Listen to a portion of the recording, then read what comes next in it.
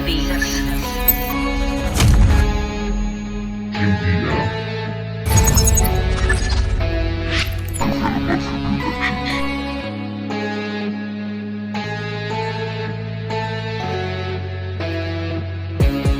Terminó la función, el teatro cerró, bajaron el telón y un olvidado actor se ha perdido el guión.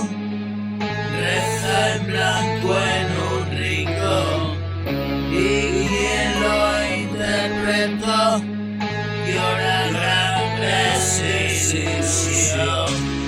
Es la desolación de un corazón que murió, un espíritu cabrón del alma se apoderó, al infierno bajó, en las llamas ardió, sus pecados expió en el fuego purificador.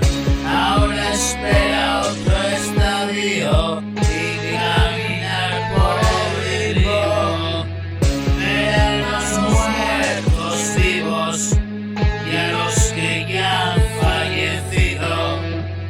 Esta es la dimensión del olvido por dinero, la moneda de cambio y dominar un mundo entero. Hay que sobrevivir, me dedico a escribir, no lo pienso demasiado, sale fresco ese es el estado.